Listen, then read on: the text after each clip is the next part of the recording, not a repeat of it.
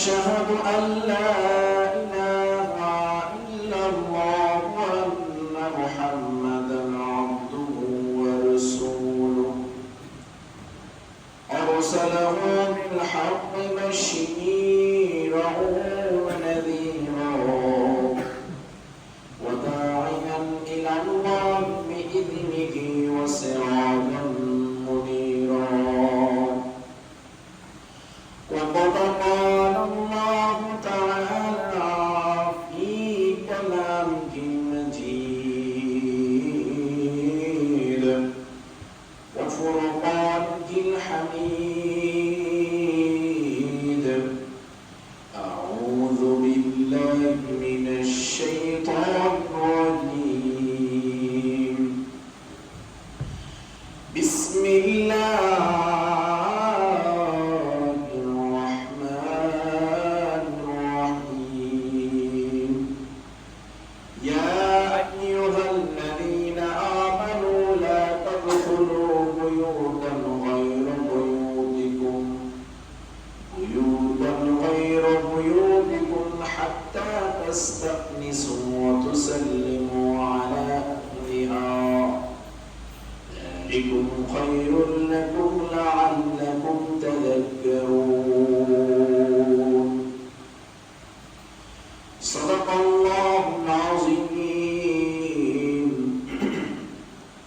وقال رسول الله صلى الله عليه وسلم الديس لا يدخل الجنة إن الله وملائكته يصلون على النبي يا أيها الذين آمنوا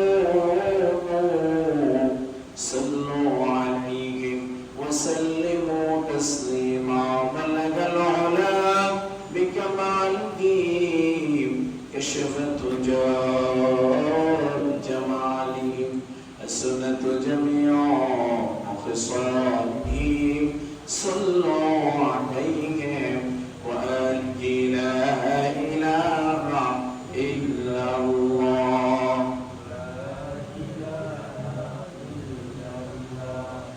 لا إله إلا الله لا إله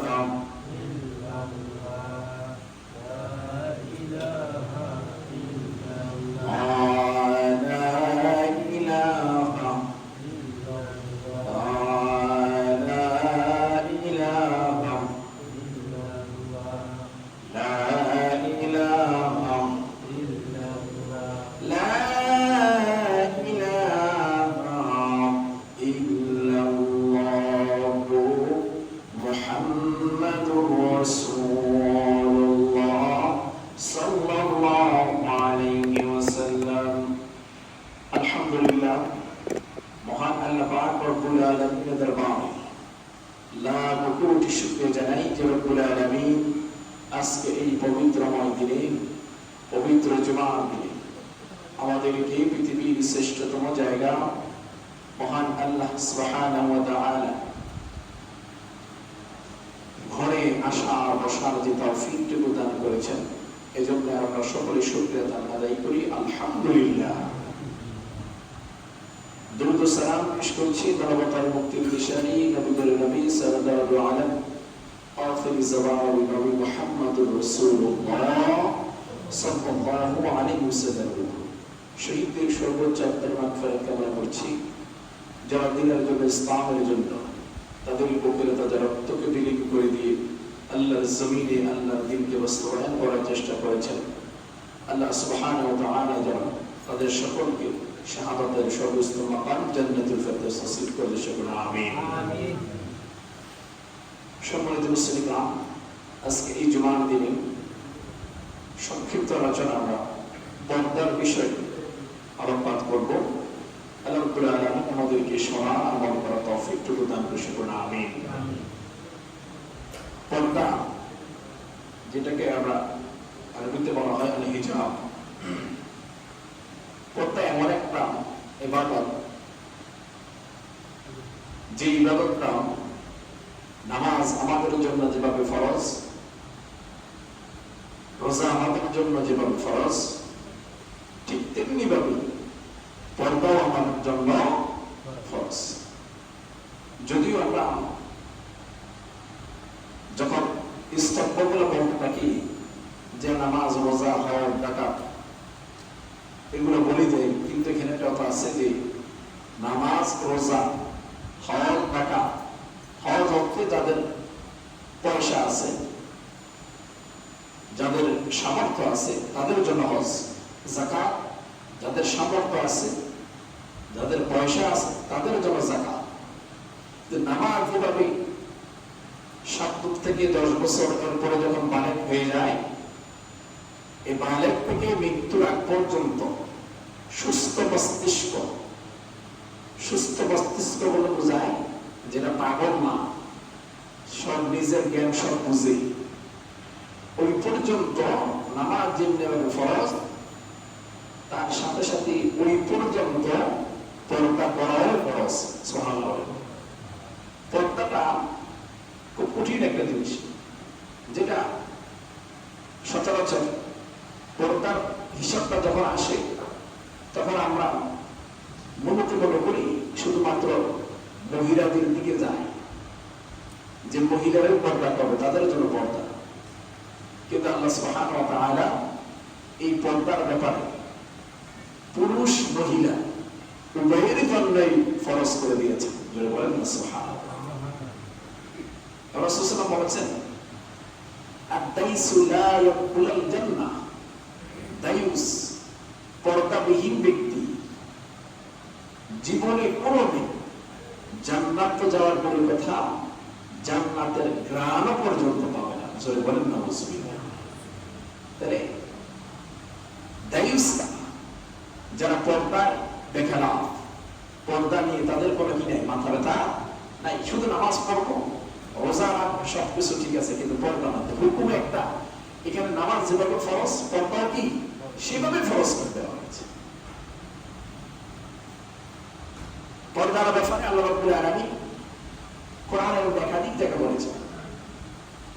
প্রথম ঘটনা যেটা হচ্ছে,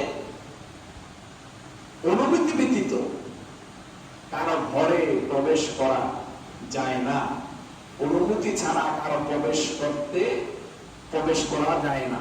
পর্দার মূল একটা কারণ, যিনি বাসায় আছেন, পর্দার ব্যাপারে এমন কথাও বলা হয়েছে যে অনুমতি ব্যতীত নিজের মায়ের রুমে প্রবেশ করবে না। যদি বলেন না সুবহানাল্লাহ।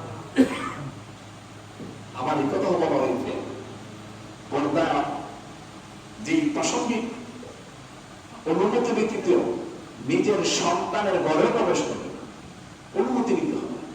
অনুমতি নেওয়া এটি হচ্ছে পর্দা প্রথমত যে অংশ, প্রথম নিয়ম যেটা মানুষের উপর, এটাই যাই কিছু করতে হবে অনুমতি নিয়েই প্রবেশ করতে হবে। এখন দেখা যায় রাসূল সাল্লাল্লাহু আলাইহি ওয়াসাল্লাম যখন কারো গৃহে প্রবেশ করতেন, অনুমতি দিতেন, নির্দেশ করতেন। আল্লাহ রাব্বুল আলামিন তখন বলেন, তোমরা অনুমতি ব্যতীত কারো গৃহে প্রবেশ করিও না। তাদেরকে উদ্দেশ্য করে বলেছেন, ইয়া আইয়ুহাল্লাযীনা আমানু, হে ঈমানদার বান্দারা, হে মুত্তাকিনেরা, লা তাদখুলু বুয়ুতান গায়রা বুয়ুতিকুম, তোমরা নিজেদের গৃহ ছাড়া অন্যের গৃহে যখন প্রবেশ করবে অনুমতি ছাড়া প্রবেশ করবে না। পর্দার প্রাথমিক যে কথা, যে একজনের বাসায় আরেকজন ঢুকতে গেলে অবশ্যই অনুমতি লাগবে। সেটা হতে পারে ভাইয়ের ঘর, সেটা হতে পারে মায়ের ঘর, সেটা হতে পারে সন্তানের ঘর। একমাত্র নিজের ঘর অনুমতি লাগবে না, কিন্তু নিজের ঘর ছাড়া অন্য যার রুমে প্রবেশ করে না কেন, যার ঘরেই প্রবেশ করে না কেন, প্রত্যেকটা জায়গায় অনুমতি নিতে হবে। এটাই আল্লাহর নির্দেশ। জুড়ে বলেন সুবহানাল্লাহ। পর্দার প্রথম নাম যে কথা বলা হয়, প্রচলিত যে ব্যাপার, রাসূল সাল্লাল্লাহু আলাইহি ওয়াসাল্লাম পর্দাটা এমনের জন্য হযরত আয়েশা সিদ্দিকা রাদিয়াল্লাহু তাআলা মতান্তরে মা ফাতিমা যুহরা, যখন বললেন যে বাবা আমি পর্দাটা কতটুকু বড়, কতটুকু হিজাবটা আমি বাঁধতে আমার জন্য যথেষ্ট হয়ে যাবে। রাসূল করিম সাল্লাল্লাহু আলাইহি ওয়াসাল্লাম বলেছেন, জাহান্নামের আগুনটা তুমি যতটুকু সহ্য করতে পারবে ততটুকু তুমি পর্দা করিও। পক্ষান্তরে কোনোভাবে চিন্তা করা যে না, জাহান্নামের আগুনের অবস্থা এমন একটা কঠিন ভয়াবহ, যেটা একটা চুল পরিমাণ আগুনের তাপ সহ্য করার মতো ক্ষমতা আমার নাই, তাহলে তুমি পুরো পুরাণই পর্দা করা যাবে বলে না। সুবহানাল্লাহ। পর্দার যে নিশ্চিত করা হয় দায়ী ফরজ, পুরুষের যে ফরজ করা হয়েছে পুরা শরীরকে ঢেকে রাখা সুন্নাহ। এখন পর্দার যে মূল ফরজের কথা বলা হয় এটা হচ্ছে নাভির উপর থেকে টাকনুর উপর পর্যন্ত পুরুষের জন্য ঢেকে রাখা ফরজ। কথা খেয়াল করে, নাভির উপর থেকে টাকনুর উপর পর্যন্ত। এখন আমরা যদি কেউ হাঁটুর উপরে পড়ি, হাঁটু আছে না, হাঁটুর পর প্যান্ট পরে বা এসে ঘোরাঘুরি করি, এটা ফর্দার বেখালাফ, এটা ফুরুজের দাইমি ফরজ নষ্ট। এই জন্য আপনাকে গুনাহগার হতে হবে। আর যে ব্যক্তি ফরজ নষ্ট করবে সে যেন কি করলো, আল্লাহর সাথে শিরিক করলো। কেন? আল্লাহর নির্দেশ ফরজ মান্য করা, আমি সেই নির্দেশটা মানলাম না, তার আল্লাহর নির্দেশ অমান্যকারী কুফরি করলো, সে কাফের হয়ে গেল, সে শিরিক করেছে বলে নাউজুবিল্লাহ। পুরুষের ক্ষেত্রে। এবার আসে মহিলার ক্ষেত্রে। তা মহিলাদের ক্ষেত্রে পর্দার কি? রাসূলুল্লাহ সাল্লাল্লাহু আলাইহি ওয়াসাল্লাম বলেছেন, মহিলাদের ক্ষেত্রে পর্দার ব্যাপার যেটা, সেটা হচ্ছে পুরা শরীরকে ঢেকে রাখাই মহিলাদের জন্য ফরজ। ইসলাম কি পুরা শরীরকে ঢেকে রাখা, কারণ এমন কোন আকর্ষণের জায়গা যেত পুরুষের নজর না পড়ে। কারণ পুরুষের নজর, প্রথম নজরটা পুরুষের পড়লেও দ্বিতীয় নজরটা পুরুষের হয় না, দ্বিতীয়টা নজরটা হয় শয়তানের। যদি বলেন নাউজুবিল্লাহ। পর্দার ক্ষেত্রে কত কঠিন কথা বলা হয়েছে। রাসূল সাল্লাল্লাহু আলাইহি ওয়াসাল্লাম একদা যখন তার স্ত্রীদেরকে নিয়ে বসে গল্প করতে লাগলেন, তখন একজন অজ্ঞ সাহাবী প্রবেশ করতে লাগলেন। বাহির থেকে অনুমতি নিলেন। রাসূল সাল্লাল্লাহু আলাইহি ওয়াসাল্লাম তার স্ত্রীদেরকে বললেন, তোমরা ভিতরে চলে যাও। আবার সাহাবী আর সাহাবাত তার সাথে কথা বলল। স্ত্রীগণ বললেন, ইয়া রাসূলুল্লাহ, ইয়া হাবিবাল্লাহ, এখন আপনারা যে সাহাবী অনুমতি দিতে আসছে, আমরা জানি ওই সাহাবীরা অন্ধ, তাহলে আমরা এখানে বসে থাকলে কি হবে? ও তো আমাদেরকে দেখতেছে না। রাসূল সাল্লাল্লাহু আলাইহি ওয়াসাল্লাম বললেন, আমার সাহাবী যে অন্ধ, ঠিক আছে, ও তোমাদেরকে দেখতেছে না, তাও ঠিক আছে, কিন্তু তোমরা তো তাকে দেখবা, এটাই পর্দার খেলাফ। জোরে বলেন নাউজুবিল্লাহ। এটা কি পর্দার খেলাফ? রাসূল সাল্লাল্লাহু আলাইহি ওয়াসাল্লাম জান্নাহ, দায়ুস কখনো জান্নাতে প্রবেশ করবে না।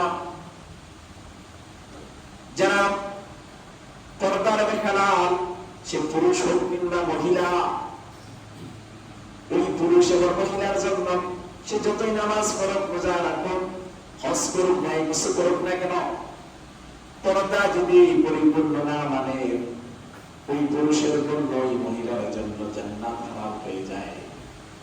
পর্দা করা ফরজ, এটা আল্লাহর আইন, কোন ব্যক্তির মানুষের আইন নয়।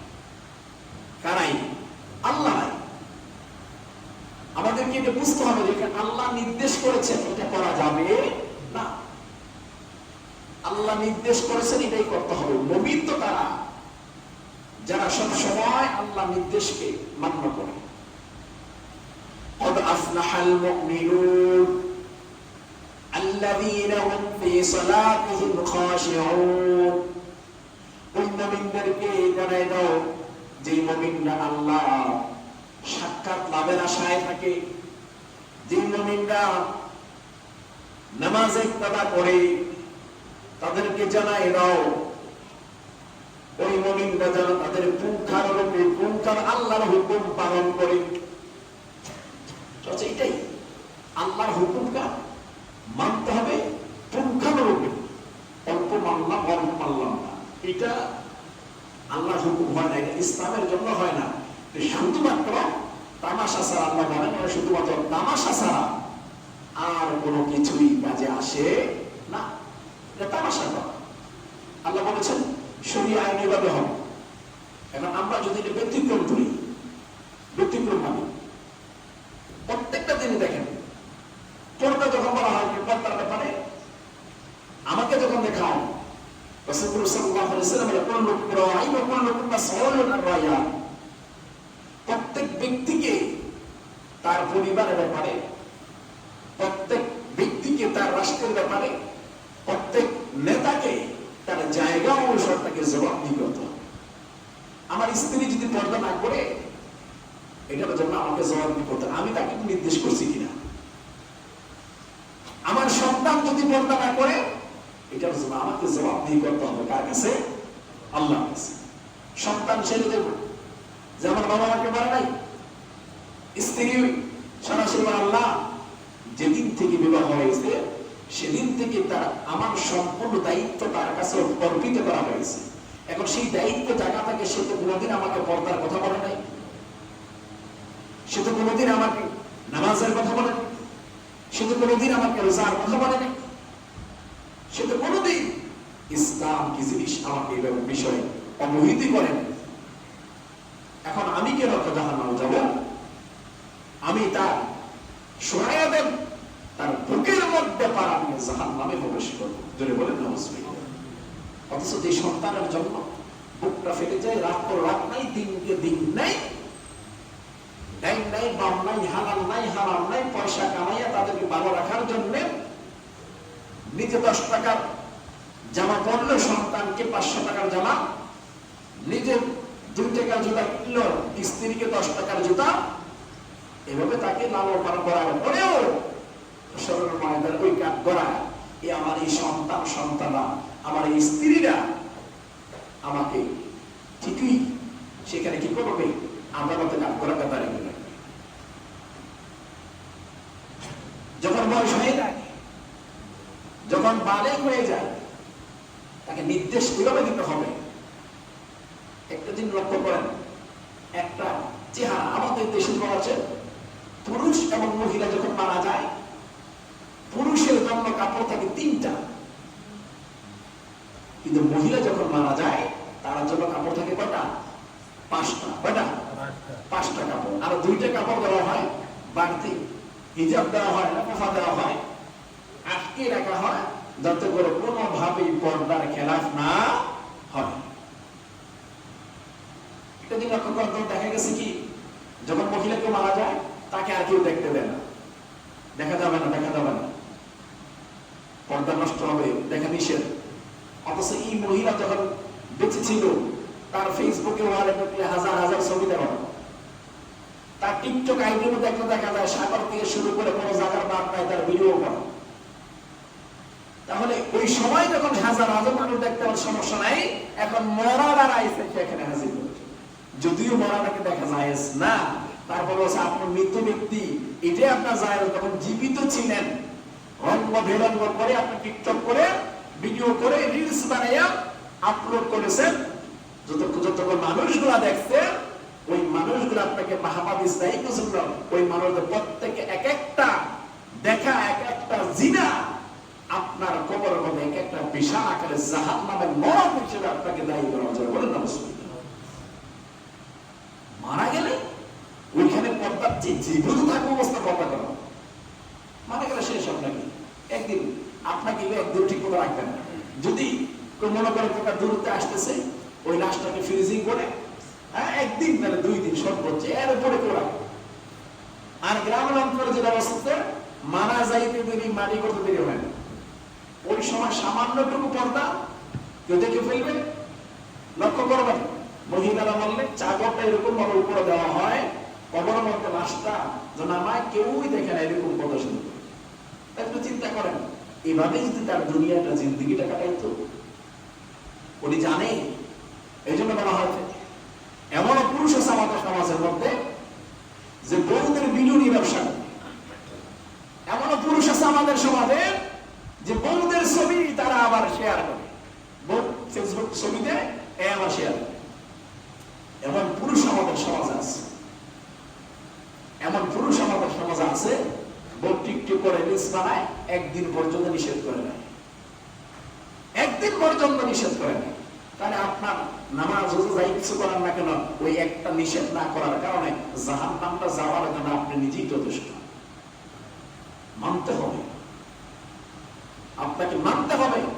আপনার সন্তান কি করে, আপনার সন্তান কোন দিকে যায়, আপনার সন্তান কিভাবে যায়, কার সাথে চলে, এটাকে আপনার দেখার দায়িত্ব। এটাই আল্লাহ নির্দেশ দিয়েছেন, কুল্লুকুম রাঈন ওয়া কুল্লুকুম মাসউলুন আন রাইয়াতিহি। আপনাকে এটার জন্য জবাবদিহি করতে হবে, সন্তানের জবাবদিহি করতে হবে। বয়স হয়ে গেলে সন্তানকে বিবাহ দেন না কেন, এটার জন্য আল্লাহকে জবাবদিহি করতে হবে। ওই বিবাহ না দেওয়ার কারণে ওই সন্তান যদি বিবাহ বহির্ভূত কোনো সম্পর্ক জড়ায় যায়, সন্তানের আগে আপনাকে জাহান্নামে যেতে হবে, সন্তানের আগে আপনাকে কবরের আযাব এর সম্মুখীন হতে হবে। এটাই হচ্ছে ইসলাম, এটাই হচ্ছে ইসলাম। এখানে কারো ব্যক্তির মতামত খাটে না। দুনিয়ার মধ্যে আমার শক্তি আছে, আমার পাওয়ার আছে, আমি একটা বলে ফেললাম, আমার ক্ষমতা আছে, আমি একদিকে টানাই নিলাম, কিন্তু কবরে যখন যাবেন সেখানে কারো কোনো পাওয়ার থাকবে না। আপনার টাকা আছে, দুনিয়ায় শেষ, ক্ষমতা আছে, দুনিয়ায় শেষ। আপনার মতন আমার মতন কত দামি দামি মানুষ কবরে শুয়ে আছে, যে কবর আজকে মাটিতে মিশে গেছে। কত শক্তিশালী যারা নিজেদেরকে খোদা দাবি করেছে, তাদের মাটি পর্যন্ত শুকিয়ে গেছে। ছাগলে দৌড়া, গরুয়ে দৌড়া। হ্যাঁ, এমনও ব্যক্তি কবরের দেশে আছে যেই ব্যক্তিরা দুনিয়া থাকা অবস্থায় তাদের ঘরের সামনে পর্যন্ত একটা মুরগি পর্যন্ত যাইতে পারে না। ছাগল তো অনেক দূরের কথা, সে জায়গার মধ্যে আজকে তাদের মাটির কবরের উপরে ছাগলে দৌড়ায়, একটা দমক দেওয়ার সুযোগ। এটাই হচ্ছে ক্ষমতা। আপনি নিজে মনে করেন যে আমার ক্ষমতা আছে দেখে আমি যা ইচ্ছা তাই করে ফেললাম, করতে পারবেন। আপনার ক্ষমতা আছে বলে একটা মানুষকে আপনি ক্ষতি করে ফেললাম, একটা মানুষকে আমি জীবন থেকে নষ্ট করে দিলাম, একটা মানুষের সর্বাবস্থা ষড়যন্ত্র করে তাকে আমি শেষ করে দিলাম। এটা দুনিয়ায় পর্যন্ত শেষ। এটার জবাব আপনাকে দিতেই হবে, দিতেই হবে। এক বিন্দু করে ছাড় পাওয়া যাবে না। আল্লাহ বলে আমি আমাদের সকলকে তাবিয়ত করে আমরা যেন আমাদের পরিবার পরিজন সকলকে নিয়ে নির্দেশ দিতে পারি, নির্দেশ পালন করতে পারি, পর্দা করা ঈমানটুকু নিয়ে কবর যেতে পারে, সেই তৌফিকটুকু দান করে বলে আমিন। وقل للمؤمنين يغضضن من أبصارهن ويحفظن فروجهن ولا يبدين زينتهن إلا ما ظهر منها ولا يضربن بخمرهن على جيوبهن ولا يبدين زينتهن إلا لبعولتهن أو آبائهن أو آباء بعولتهن أو أبنائهن أو أبناء بعولتهن أو إخوانهن أو بني إخوانهن. لا تقربوا النساء بالخراج فإن الشيطان يقول من رحمتكم لن يغركم من عرسات مسافر من حدائق الطوائم. إن رسول الله صلى الله عليه وسلم قال رسول الله صلى الله عليه وسلم صنفان من أهل النار لم رحما يخرجها في الآخرة صنف ظالم معهم سيأتيهم ذاكرهم البقر يضربون بها الناس وصفاء النساء يلبسون ثيابا عالي. بارك الله لنا ولكم في القرآن العظيم. أعوذ بالله من الشيطان الرجيم. يا رسول الله